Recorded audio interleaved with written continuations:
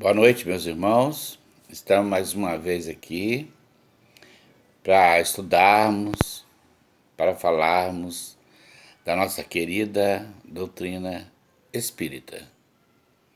Eu vou ler para vocês aqui o Vinha de Luz, Francisco Cândido Xavier, pelo Espírito Emmanuel. E que Jesus esteja conosco hoje e sempre, nessa semana de Natal, desejando a todos já um Natal maravilhoso com a presença do Mestre, a celebração do aniversário, mais uma vez, do nosso Mestre Jesus. Que Ele esteja presente em todas as reuniões das famílias, em primeiro lugar. É muito bom essa confraternização, essa reunião da família.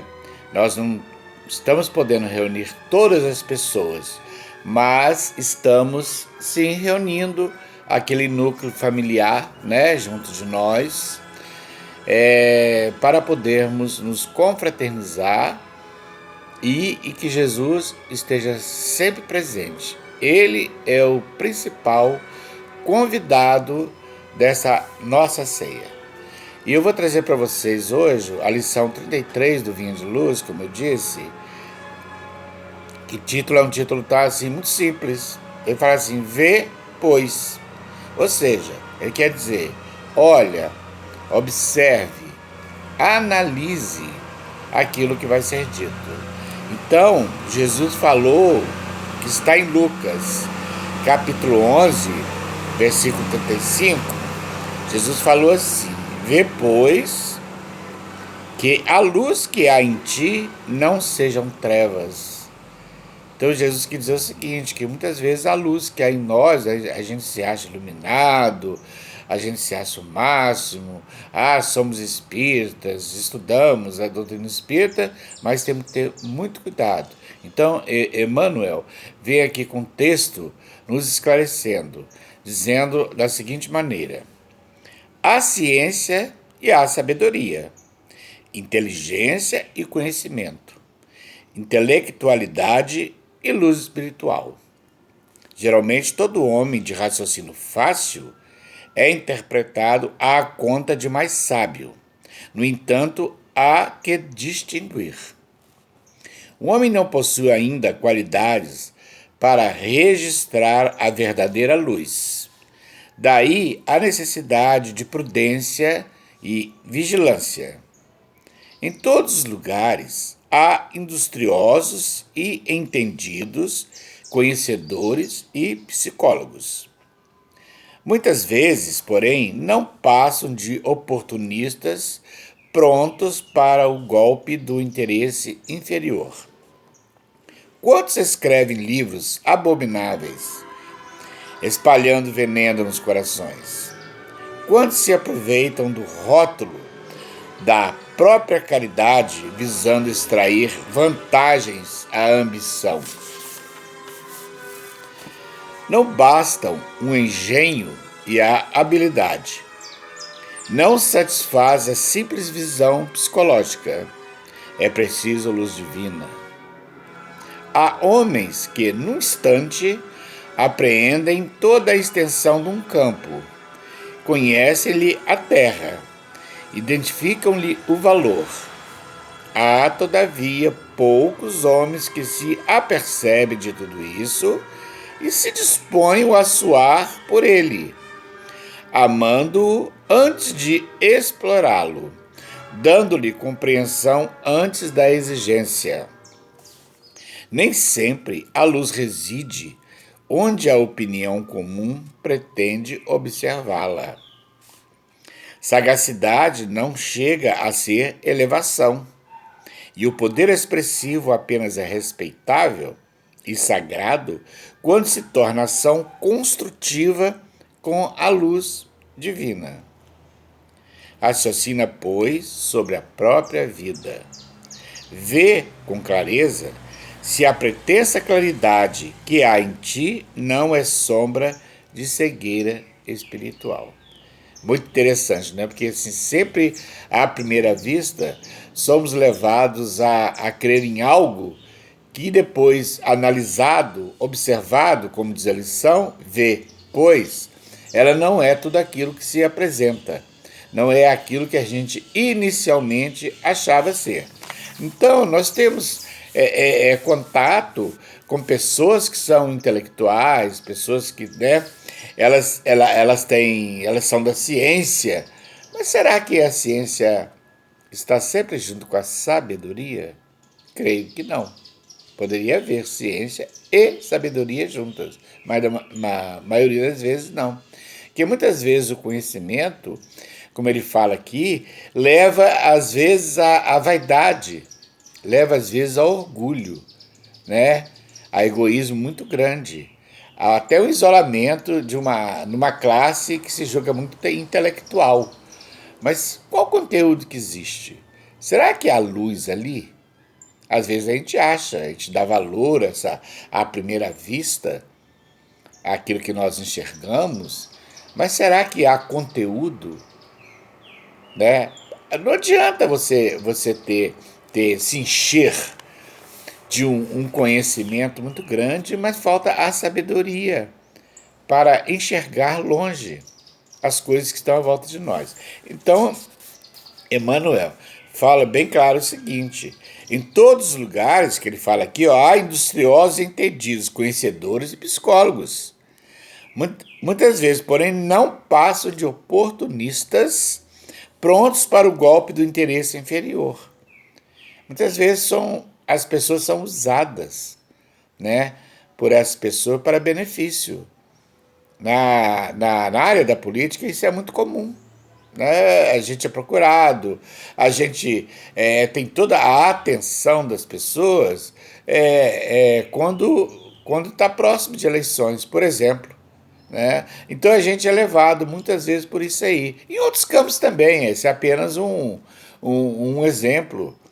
No trabalho das pessoas, muitas vezes as pessoas se aproximam de alguém com determinados interesses para obter um interesse maior do que aquele ali, e depois descarta as pessoas. Então ele fala mais aqui na frente também. Quantos escrevem livros abomináveis, espalhando veneno nos corações? Muitas vezes escreve sobre teorias, sobre coisas que as pessoas muitas vezes não entendem direito. E às vezes esses espíritos são direcionados por espíritos trevosos para disseminar esse veneno, como ele diz aqui, nos corações das pessoas. Então nós devemos ter muito cuidado com aquilo que nós estamos lendo, com aquilo que estamos, né, aproximando de nós, mesmo livros espíritas. Vimos alguns livros espíritas que muitas vezes a gente estranha a colocação.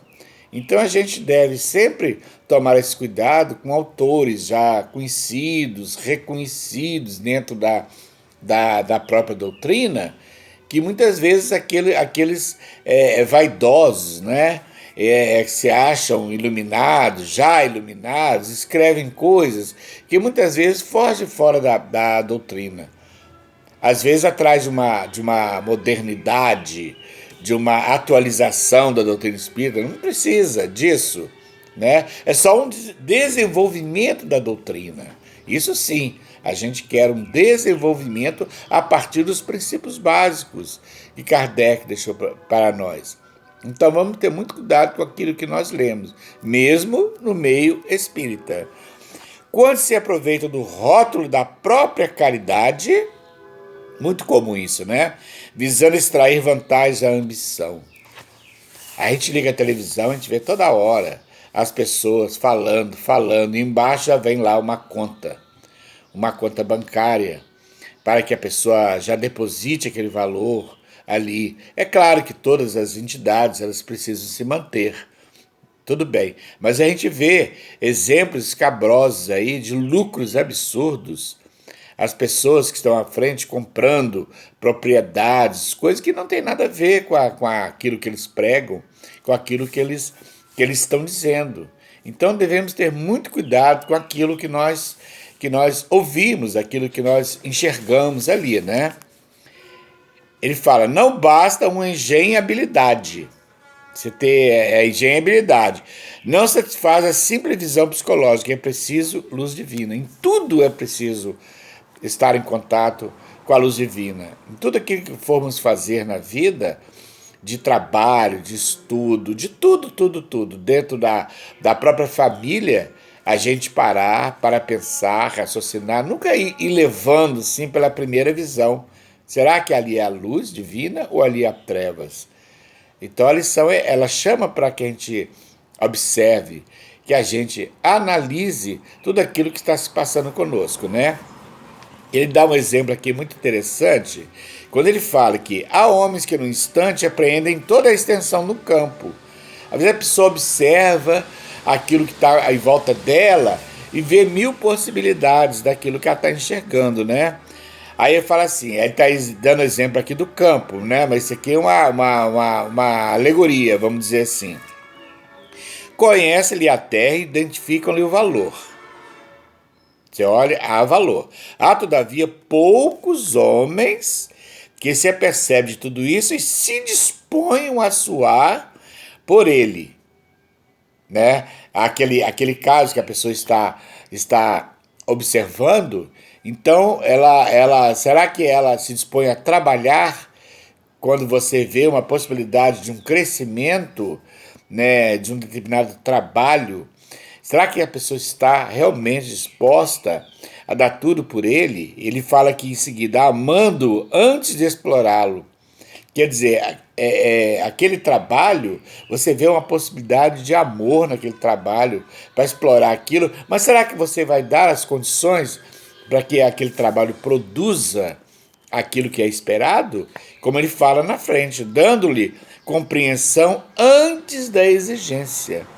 No caso que ele citou aqui de uma terra que você vai plantar, será que você vai adubar, você vai tratar aquela terra convenientemente para que ela possa produzir aquilo? Nessa imagem alegórica que ele dá, é você, antes de exigir a produção, você cuidar para que ele ali possa produzir o esperado. E assim é conosco, num trabalho de amor, num trabalho de caridade, dando as condições para que as pessoas que estão envolvidas nesse trabalho, elas possam produzir convenientemente com os melhores resultados. Então, senão as pessoas dali a pouco, vão abandonando, e elas realmente não vão ter por que trabalhar naquele setor, naquele trabalho que elas estão fazendo, né? Nem sempre a luz reside onde a opinião comum pretende observá-la. Às vezes um senso comum acha que aquilo ali é espetacular, maravilhoso, mas pode chegar alguém e falar assim, vocês já consideraram essa particularidade? Vocês já consideraram isso, já consideraram aquilo? Será que é realmente aquilo que à primeira vista parece tão bom? Será que aquilo é verdadeiro? Então a gente tem que pensar nisso aí, né?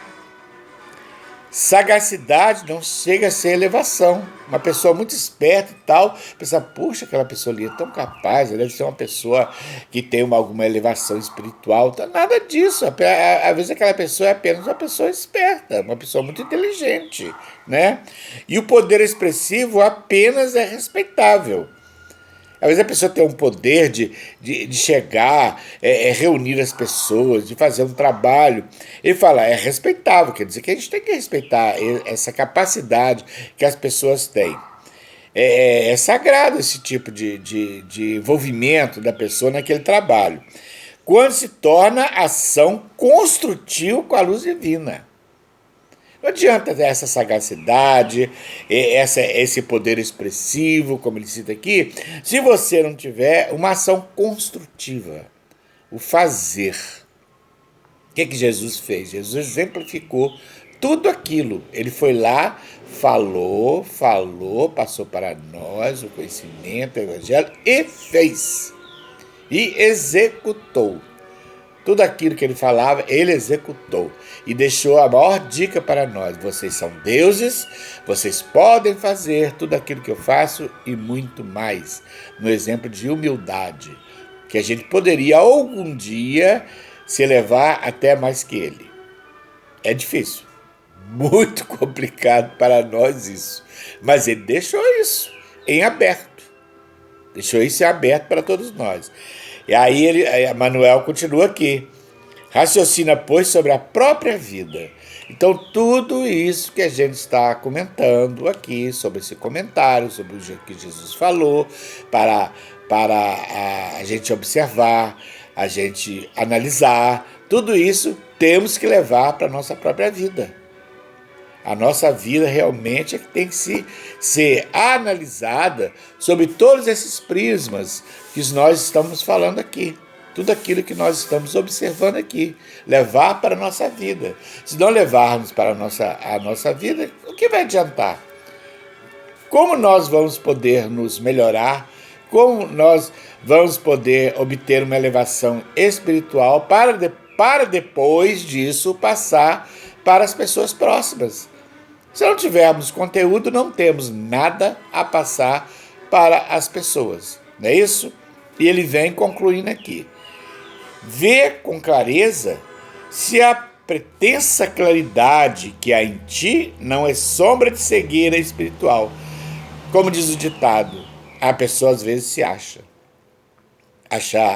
que ela tem uma claridade porque ela participa do centro, ela vai toda semana, ela participa de mesa mediúnica, ela participa de um trabalho de caridade, arrecada alimento, arrecada roupas para distribuir e tal. Mas qual que é a verdadeira intenção daquela pessoa? Ela está fazendo aquilo com o maior amor possível ou ela está fazendo aquilo para ser enxergada como uma pessoa boazinha? Isso aí é muito sério. Isso vai dentro de cada um. Por isso que ele aqui na frase anterior, ele repetindo, ele diz, raciocina, pois, sobre a própria vida. Qual que é a nossa intenção? Por que estamos fazendo aquilo? Fazemos com amor ou queremos, como diz o ditado, aparecer para os outros, que somos bonzinhos? Né? Não, a gente não deve preocupar com isso. Vamos fazer. É simplesmente fazer aquilo que devemos fazer. Então essa lição, ela é importante, que ela traz para nós uma análise. Vê, pois, observa, analise a sua própria vida. O que você está fazendo no seu dia a dia? E agora, nessa época, nesse final do ano, que a gente já está chegando Natal, Ano Novo, é hora mais que própria, como é hora o ano inteiro, mas vamos observar. A gente, apenas pelo calendário, a gente muda de ano, mas a nossa vida continua. Continua o trabalho, continua tudo aquilo que pretendemos realizar, o sempre da nossa vida, não de ano em ano, mas o sempre da nossa vida. Que a paz do nosso Mestre Jesus esteja com todos nós. Um Feliz Natal para todos, um ano novo cheio de realizações, cheio da luz divina do nosso Mestre Jesus. Isso é para todos nós, para toda a nossa família. A paz do Mestre esteja conosco. Uma boa noite.